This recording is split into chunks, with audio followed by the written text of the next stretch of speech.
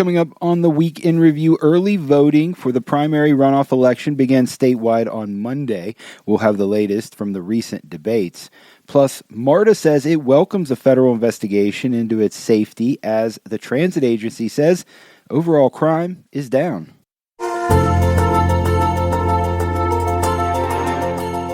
This is WAB's Week in Review, the show where we look back the last few days of stories from your WAB News team. I'm Alex Helmick, managing editor of WAB News, and we start with today, the primary runoff election here in Georgia. Early voting begins statewide June 8th, and Georgia's GOP candidates running for Senate are vying for President Trump's endorsement.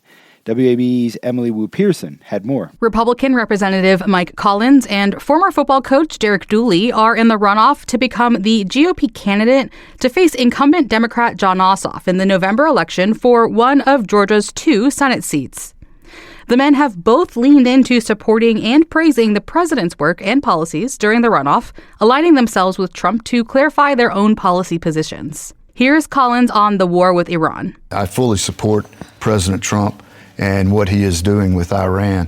You know, we have kicked this can down the road long enough. And here's Dooley echoing the president's messaging around immigration. This immigration system is, I would say, the most reckless act of any president in my lifetime, what the Biden administration and Ossoff did, letting these illegal immigrants come in unchecked. While Dooley has Governor Brian Kemp's endorsement and Collins has campaigned for and with Trump, the president has not endorsed either candidate. Emily Wu Pearson, WABE News. Well, billionaire Rick Jackson and Lieutenant Governor Burt Jones continue their expensive slugfest to win the Republican nomination for governor. WAB's Raul Bali had the latest developments in the race. Jones blasted Jackson during the Atlanta Press Club runoff debate after Jackson did not appear on stage. Jones listed the questions he would have asked his opponent. Last but not least, I would ask him about the question I tripped him up on last time he was on stage. How many illegals do you have working for your company? How many illegal immigrants do you have working at your home? And obviously he couldn't answer that question then. It's probably the reason why he's not here now. Around the same time, Jackson was up the road in Kennesaw rallying with Florida U.S. Senator Rick Scott. This race is between an outsider and an insider. Burt Jones is the insider's pick.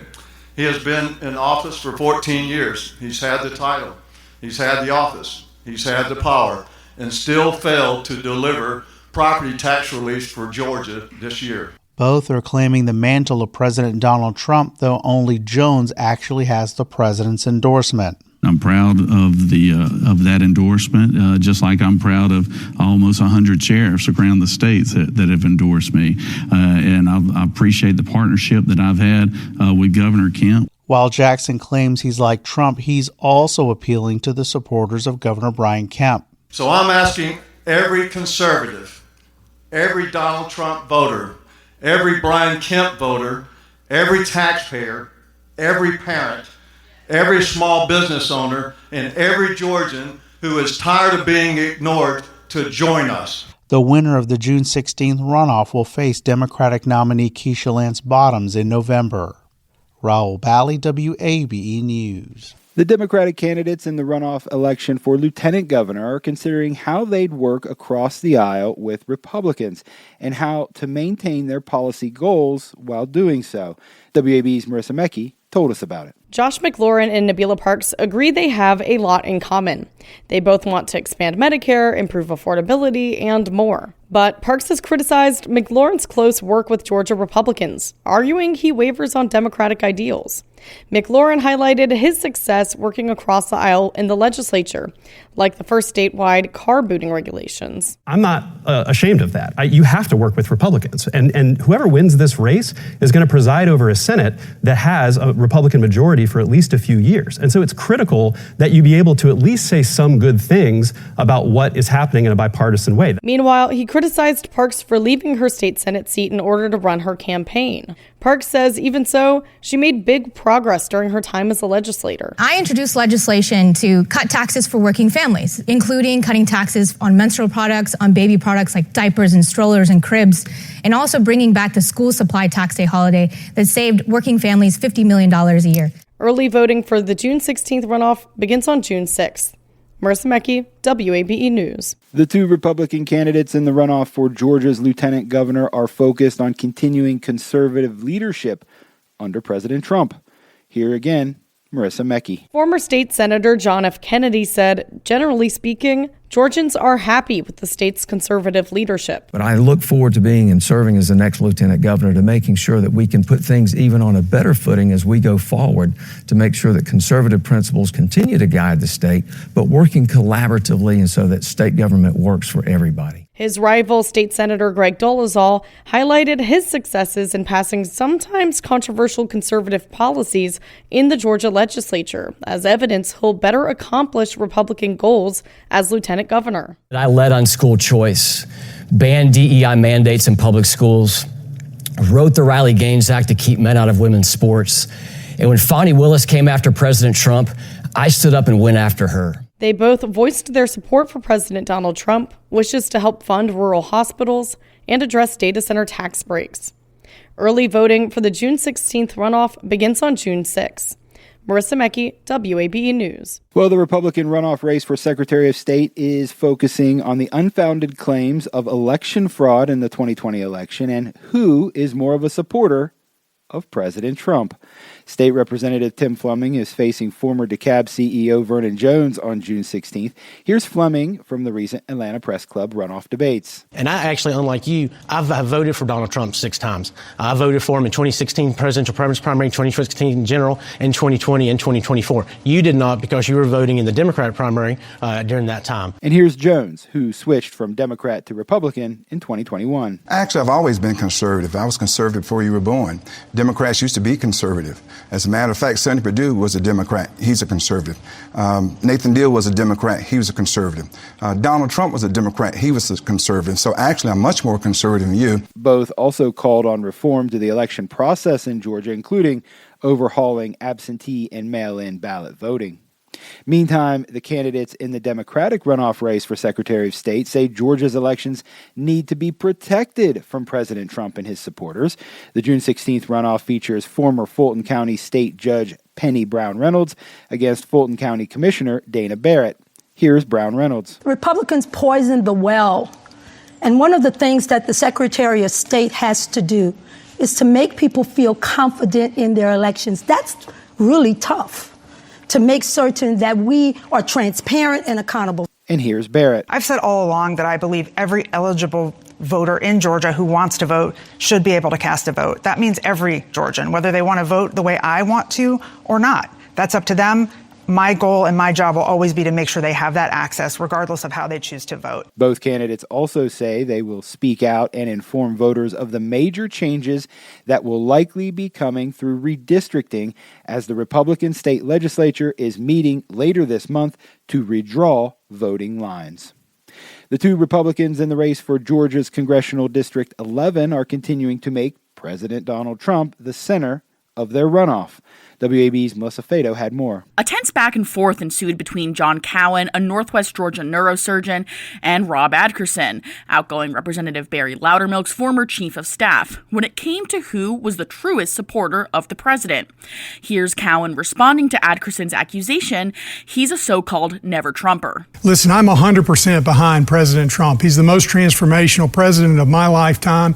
He is addressing the issues that politicians like you have failed to address for the last 50 years. We are taking on Iran. We are taking on the deficit. We finally have permanent tax cuts, and we will finally be able to fix health care once I join his team. Notably, Trump has not endorsed anyone in this race, and though Cowan has framed Adkerson as part of the political establishment, both would be new to holding elected office.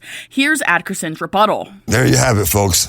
A finger in the wind politician. When it was expedient, he was slamming the president. When it's expedient now, he's loved up with the president. The thing is, I've been consistent for the last 20 years fighting for these things. Donald Trump knows where I'm at. In response to a moderator question, both said they don't disagree with a single one of the president's policies. The runoff is on June 16th. The winner will face Democrat Chris Hardin this fall in the deep red district that includes parts of Cobb and Cherokee counties, stretching further north. Melissa Fato, WABE News. Georgia's students' struggles with literacy became the center of the debate between the Republicans in the primary runoff for state school superintendent. WABE's Mei Shu told us about it. Superintendent Richard Woods has occupied his role since 2015, but several key state lawmakers working in education have endorsed his opponent, Fred Bubba Longrear. This comes after criticism that Woods was not adequately engaged with the legislative process on a bill to improve early literacy. Data shows only 1/3 of Georgia's third graders are proficient in reading. Woods responded during Monday's debate. I did get rid of Common Core. I hired a literacy coordinator, Amy Denti, the best in the state. Hired a literacy coach who was the best in the state, Nick Fullman. We trained teachers throughout the state of Georgia in preparation of our new standards that we rolled out this year. Longrear is superintendent of the rural Candler County Schools. He's also the president of the Georgia Schools Superintendents Association and has billed himself as someone who can coordinate across state and local agencies. And I would build a big team, a good team around me that has the same focus on improving student achievement, engaging with stakeholders, serving our local districts, being fully accessible to teachers, leaders, and legislators to work together to build a better education system in Georgia. The runoff election is on June 16th. Mei Shu, WABE News. Again, early voting statewide for the primary runoff starts June 8th, and runoff election day is June 16th. You can get more information and full Atlanta Press Club debate footage at wabe.org/2026election. I'm Alex Helmick, and you're listening to WABE's Week in Review. Well, about a week before a high-profile stabbing death on MARTA, Interim CEO Jonathan Hunt reassured the public and local leaders that overall crime on the transit system had decreased.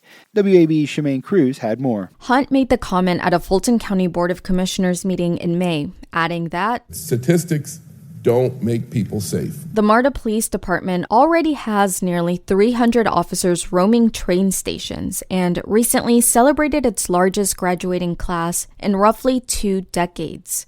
The agency has also touted its 12,000 security cameras and real-time crime center to try to woo back riders concerned about safety. In a social media video this week, MARTA Police Chief Scott Creer reacted to the stabbing and killing of 66-year-old Margaret Swan. This was a senseless crime, and violence would not be tolerated on MARTA. Both candidates running in the Republican primary for Georgia governor say they support the investigation by federal transportation officials into MARTA's security spending following the stabbing. But Playfair ATL says public safety is about more than police presence. The Watchdog Coalition formed to address the World Cup. And now it's calling for a different approach, including MARTA providing reliable service, clean and well-lit stations, and diversion resources, which it says could benefit Atlanta residents long after the tournament ends. Shemaine Cruz, WABE News. Georgia is among the states seeing a big increase in young, uninsured children. That's according to a new National Health Insurance report. WAB's Jess Mador had the details. The Georgetown University report looks at census data for all states. It finds the population of U.S. children under 6 without any health coverage is higher than it's been for about a decade. And just 3 states, Texas, Florida, and Georgia, make up more than half the increase. Professor Joan Alker says a lack of health insurance can put already struggling families in financial jeopardy. Winding up the emergency room with a broken arm or an asthma attack can really bankrupt a family at a time when they're facing such high cost. And that's why even 1 month of a child being uninsured is too many. Nationally, the report finds the uninsured rate for kids of all ages went up between 2022 and 2024, and young children of color were most likely to be without insurance. Jess Mador, WABE News. And finally today, Atlanta is mourning R&B legend Peabo Bryson, who died this week at 75 years old, just days after suffering a stroke. WAB's Lily Oppenheimer had this remembrance. Just a little change. The two-time Grammy award-winning singer grew his career in Atlanta. Bryson was the voice behind Disney love songs like Beauty and the Beast with Celine Dion and A Whole New World, and hits that exploded in the 80s like If Ever You're in My Arms Again. Standing for love is what I've always stood for. And if you, in terms of subject matter, I could write about love every day for the rest of my life and never repeat myself. He spoke to WABE's Closer Look in 2018 about his 21st and last album release called Stand for Love. Because love is a separate entity that is individual from one heart to the next heart. It's about as different as snowflakes. Bryson's representatives say he went under medical care after having a stroke last week and that he died from complications on Tuesday night. Mayor Andre Dickens wrote that Atlanta's proud to call Bryson one of our own, and his music brought joy, comfort, and inspiration to millions. Lily Oppenheimer, WABE News. Ever as before, and ever just as sure.